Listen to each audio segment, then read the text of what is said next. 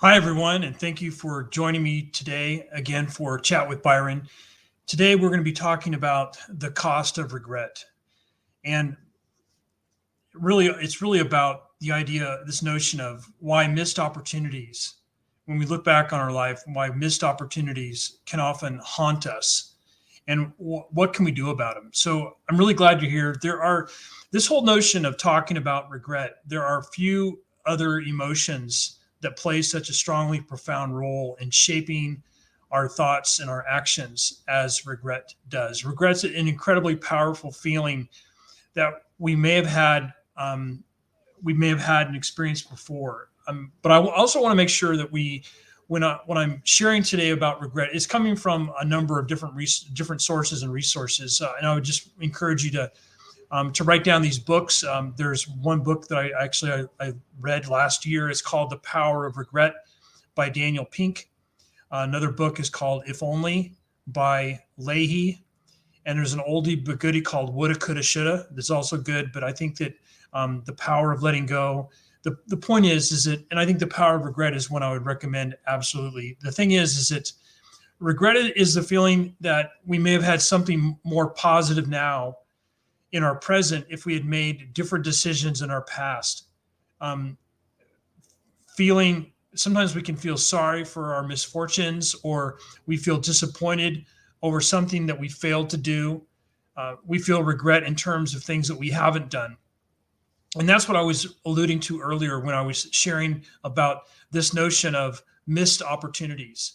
That's often the thing that when people look back on their life, and that was really what Daniel Pink illustrated very clearly in his book. Um, the name of Daniel Pink's book was The Power of Regret.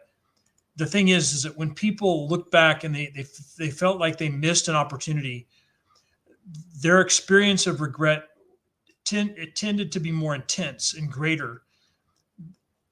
And I think that that's kind of, we want to be able to live our lives in such a way that we can certainly learn from regret. And I don't think regret is 100% bad, but I also think we need to have this idea that it's something we can learn from, because regret, like all difficult emotions, and by the way, I'm going to kind of put a plug in for Monday, and I'm just going to start this little tickler now, because we're talking about the emotion of regret today. But Monday, I'm going to be dedicating an entire episode of Chat with Byron on just emotions, on what to do with them.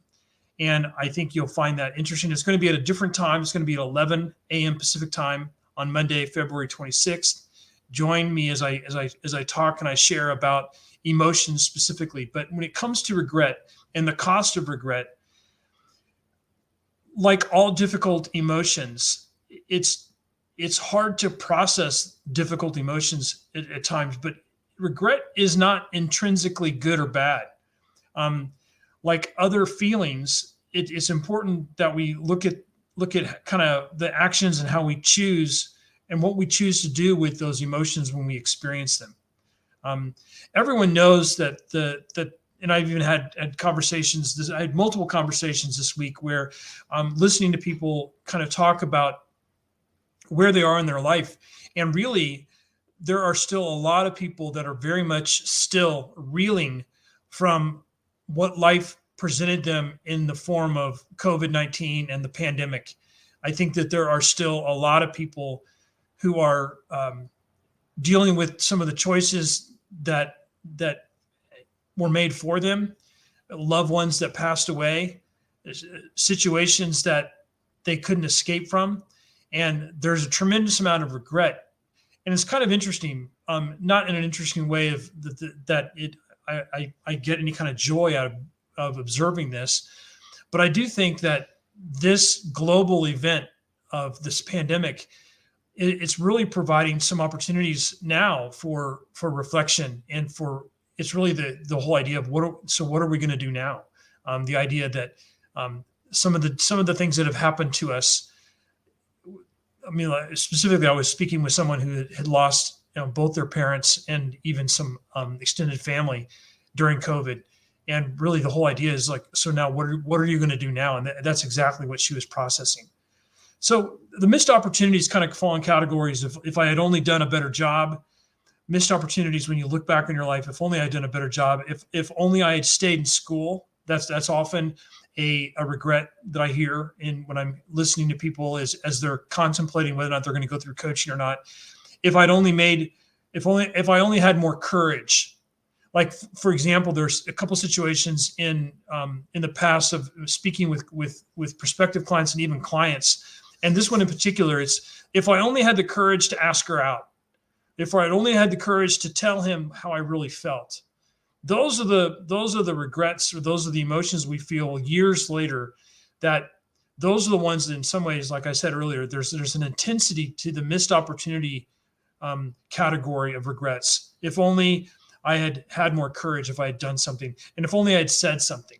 So just want to take a second now, because the whole idea of really learning from our regrets is really the big picture, and that's really what I'm going to end on. I'm going to end on a kind of a quote that I think is going to be pretty interesting to kind of talk about this idea of. I'm just going to share the quote really quickly, and we'll kind of get to it.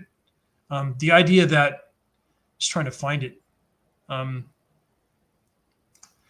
The idea that regret is something that, the idea you kind of throw the baby out with the proverbial bathwater. There's a quote from, his name's Sidney Harris. He says this and encapsulates the essence of regret and its role in our lives. He says this, and you might want to write this down. He said, regret for the things we did can be tempered by time. It is regret for the things that we did not do that is inconsolable. And I'll say that again. And I'll read this again at the very end as well. But I think this is very powerful. And this is really kind of what got me to the point of wanting to kind of explore this as a topic. Regret for the things we did can be tempered by time. It is regret for the things we did not do that is inconsolable. So when we think about regret, it's important for us to understand that it is obviously a complex emotion that is often tied to the decisions that we made in the past. And it's important for us as we kind of go through life on our journeys, as we're reflecting on the emotions we have, the decisions we make, and this isn't necessarily saying that it's a binary choice that all regret is good, all regret is bad. It's really about understanding that we need to be able to kind of enter into this honestly and openly, because the reality is that if we ignore, and we're going to talk about this on Monday, but if we ignore how we're feeling, the regret, just like any emotion, if we ignore it, it can build up, because regret can lead to sadness and can actually have a very powerful and a negative impact on our mental health. But if we're honest and open about regret and about situations and decisions that we've made, especially those missed opportunities, regret, and this was Daniel Pink's whole point, I believe, in his book, The Power of Regret, is that regret can actually serve as a very powerful motivator for personal growth and improved decision-making. So it's not like we need to think of regret and we need to live our lives with no regret. I don't think that's possible. I mean, if I ever have a chance to meet you and you ask me if I would be honest about, do I have any regrets? I will tell you, I absolutely do have regrets, but I've also learned from them. But the decisions I made when I was young, and like, for example, in the career choice I made earlier on in life, I think looking back now, I think I would have stuck with a certain career choice as opposed to going in a certain direction. And that doesn't mean that I think I would be in a different place today than I don't think I would be. But the thing is I think that the point is that I think I've learned from those decisions that I made in the past. The important thing is that we don't want to do either one of these. We don't want to ignore our emotions, and we also, at the same time, we don't want to wallow in them, because we want to use our experiences, the incidences, our emotions, and because next Monday I want to be talking about thoughts. But on the last Monday of every month, I want to kind of share a special chat with Byron. February is on emotions. March is going to be about thoughts, and we're literally going to be talking about the thoughts on inner critic, what the inner critic's role is, etc. But really, it's the idea of we don't want to ignore regrets or wallow in them, but we want to use them and leverage them. And that word I use a lot, leverage, because I really think that leverage and having the perspective and the awareness and the vantage point of being able to use your situation and leverage the information that you're getting as signals, as information that can actually help you. But we don't want to be foolish, because that's the thing. I think all human beings, everyone, has the capacity to be incredibly stupid in how we make decisions, like this infamous no regrets tattoo. And I don't know if you've ever literally have seen something like this in person, but it's kind of like it's a real manifestation that human beings don't always make the wisest choices. But the whole point is that we're human, right? And it's not like there isn't anyone who's perfect. But the whole point is that we want to be able to make decisions as wisely as we possibly can. But I do think it's possible that we use regret as fuel for change, especially as it pertains to the possibilities when it comes to the things, that those missed opportunities, as it relates to maybe a lack of courage or a lack of a word or some sort of something that you could have said, expressed an emotion, a commitment, maybe it was sharing your perspective, being open and honest. Maybe it was an agreement you could have made with yourself or with someone else, but instead you chose to allow time to go by. And by allowing time to go by, you allowed more time to go by. And as a result, the relationship was destroyed. It was severed. And that happens every single day. We are absolutely made to live in community and with connection with other human beings. And the idea that if you've made, and by making a decision not to talk to someone, by making a decision to ignore someone, that's a decision. Just because you're not actively, arguing with them, fighting with them, maybe talking bad about them to someone else. If you've decided to disengage, that is a decision. And in some instances, that is the best decision, because you're choosing to move away. And again, the idea of using that term move, you can move towards someone, which is a move of intimacy. You want to make a move of connection. You want to know someone. But when you look back on those incidences of missed opportunity with regret, it's often where you ignore a move towards someone.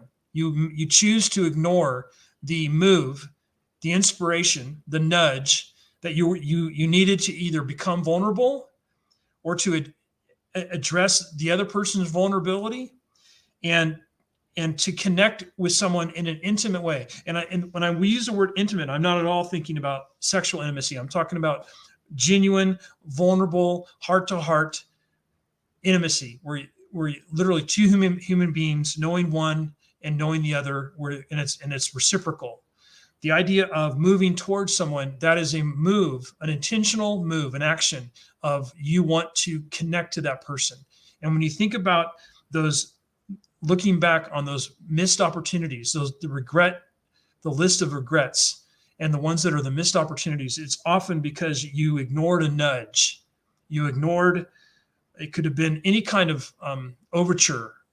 It could have been something as simple as maybe it was a pause in a conversation, or it was something that was said in a text. And instead of asking for clarity, you ignored it. And by ignoring it, and you allow time to go by, the distance between you and this other person grows, and you no longer have a relationship. So it really is the idea of asking yourself and contemplating what could have been if you would have paid attention to that move towards. And then there's obviously the move away, and the move away is a move of protection, where you're choosing to move and I'm not using the word move like you go get a U-Haul or you call a big expensive moving company. No, I'm talking about it's a decision. It's an intentional action to not be around a person, and that may be the best decision you can make. And there is no regret for those, especially if it has to do with your safety or the safety of your family, or mental health reasons, or for core value reasons. The point is that we all make these choices. We make these moves: a move towards, which is a move of intimacy, a move away, and then in extreme cases, there's this idea or this notion of a move against. And you'd only use that move in the idea of life or death. A move against, whereas you literally move against another human being to either stop them or prevent them. And ultimately, those moves, they result in bodily harm or even death. But the whole point is, and that's kind of extreme, but when you think about regret, like I said earlier, it's often those missed opportunities. But really, when we think about, and again, coupled with this notion of a move towards, I want you to think about, have you ever had in your life that inspiration or encouragement to reach out to someone, and you don't know why, but you chose to ignore it? And as a result of ignoring it, the chasm, the distance between you and this other individual, it just simply has grown, and it's grown. And now you stand on one end of a chasm, and a chasm is literally, you're on a piece of land, they're on a piece of land, and between you is a significant void where there is no firm ground. And you can't go across this chasm because there's no bridge, because what was the bridge was the past relationship. And as you allow time to go on without any action or without any move towards, without anything familiar or kind or loving, what ends up happening is that what becomes familiar is the distance. And that's my point, is that it's really possible for us to use regret as fuel for change, especially when it comes to our loved ones, the people that are in our life. Because again, we're not meant as human beings to live our lives alone. So we need to harness regret. It's another idea it's similar to the idea of leveraging, but harnessing, we can reflect, learn, forgive, and move towards. Because forgiveness is one of the most important acts that we can do. And the idea of being forgiven and forgiving in really both senses of the usage of that word, of forgiving others and being forgiven, and knowing that you're forgiven, and also being forgiving, and it's almost like the way you can breathe in and the way you can breathe out.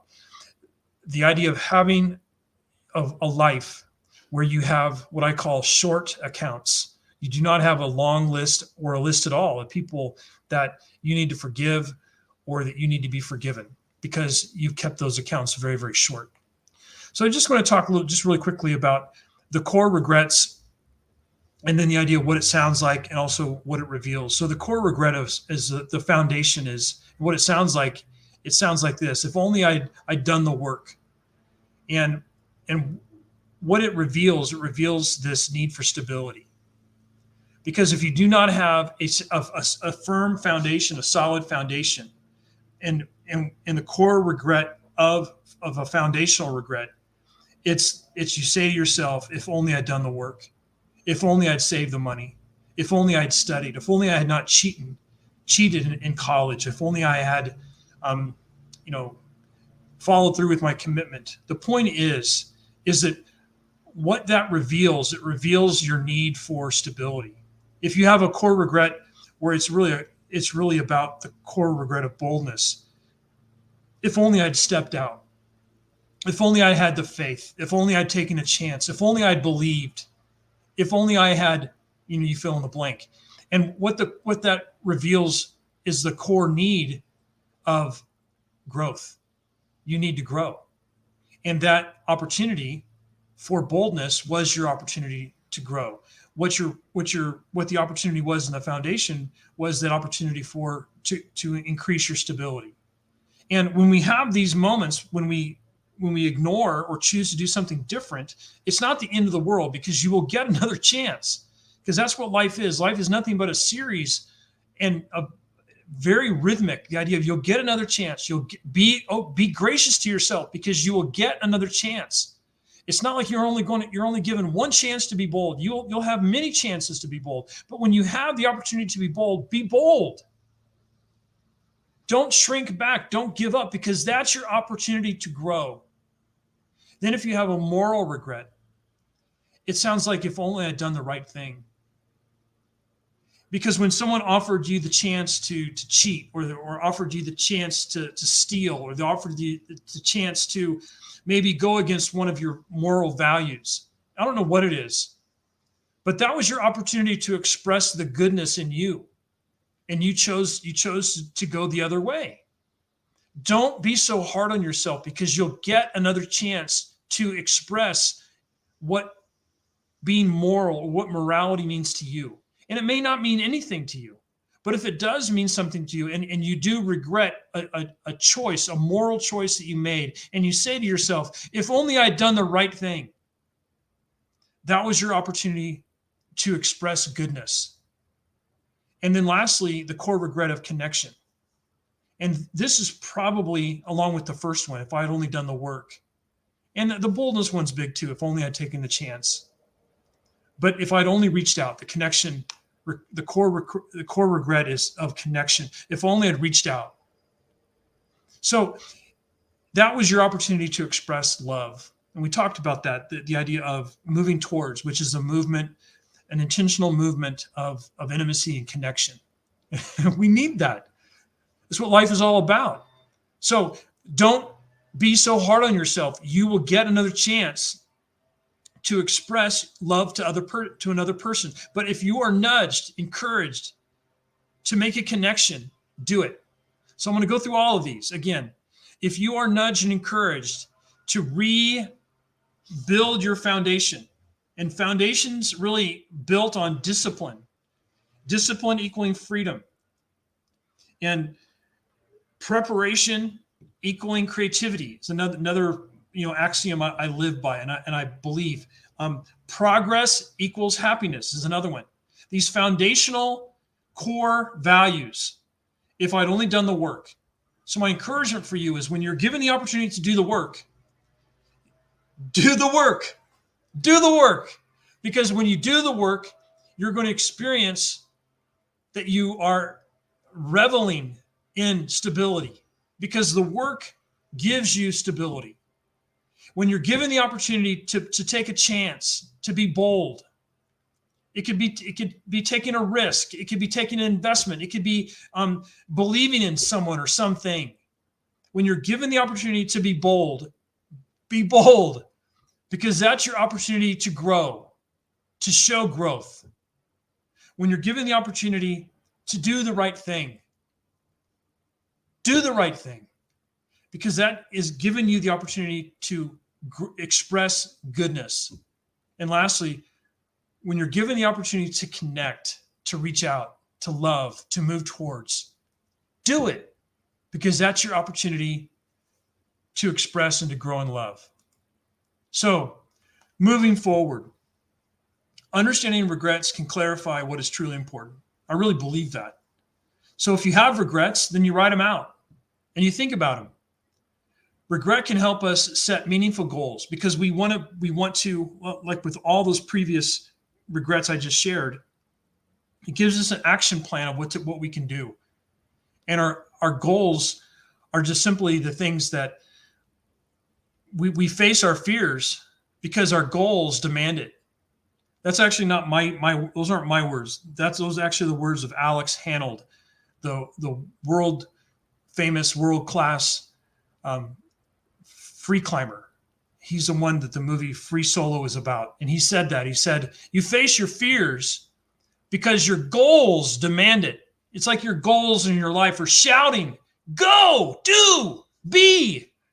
I love that, because you think about what he did. And again, I've been in athletics almost my whole life. Not now, because I'm old and my body's breaking down. But I honestly believe what Alex Honnold did in his ascent of El Capitan in California, in Yosemite, is probably, in my opinion, the singular greatest athletic achievement ever. Because you think about, if he was wrong for just 1 square millimeter, he could have slipped. He had no support. He would have fallen to his death. Regret can help create meaningful and personal mission and vision. You can't run from it. You also don't want to wallow in it. But I found this whole study very, very, very inspiring and encouraging to me. So it's also about continuously learning. You utilize regret as lessons for life, as opportunities for learning. You're turning regret into positive change. So I want to share, before I go on to this. Okay, so how to apply this. You reflect on your regrets. You delve into past regrets to understand their causes and what they reveal about you and your values and those missed opportunities. So you have to spend the time. This is the work. This is the work of doing this.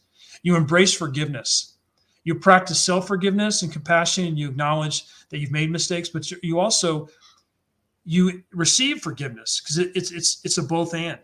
You set future goals. We talked about why you set goals, because you face your fears, because your goals are demanding something from your life. You utilize these insights to clarify what's important to you, and you set meaningful, actionable goals, and you implement and learn, because no one's perfect, and we're all on a journey, and we act on these goals and making informed decisions to avoid past mistakes and to view each step as an opportunity for continuous improvement.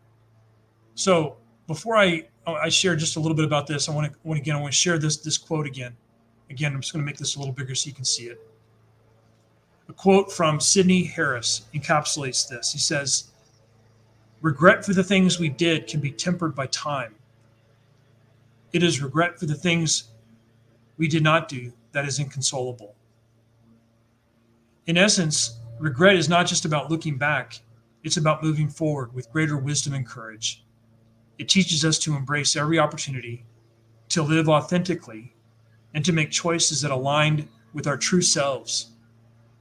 By understanding and integrating, that's the work. That's the hard part.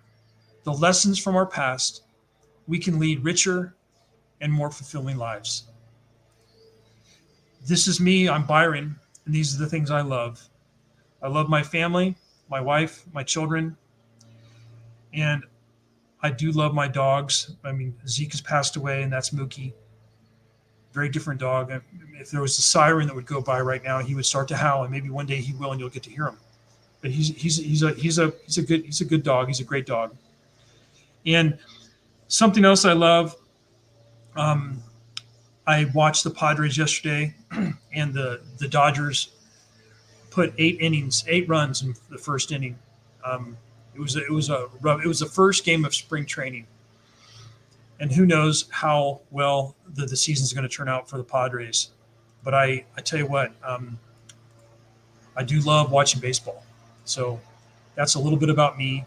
But I would encourage you, if you do want to talk to me, or you want to join the 1% Better community, you go to byronlow.com/join. You can join the 1% Better community, and you can take the 10-day challenge. You can also take the predictive index at any time. I would love for you to do that. That is absolutely offered to you at any time you want to take the free predictive index. But I found today's lesson, or this whole idea on the cost of regret, particularly interesting and motivating and inspiring to me. I can only hope that I was somehow in some way encouraging to you. You have a great rest of your day and have a great weekend. And remember, Monday, I'm going to be offering a special chat with Byron on Monday, February 26th at 11 o'clock in the morning Pacific time, where we're going to be talking about the entire time. We're going to be talking about emotions. And I'd love to see you there. You take care. Thanks.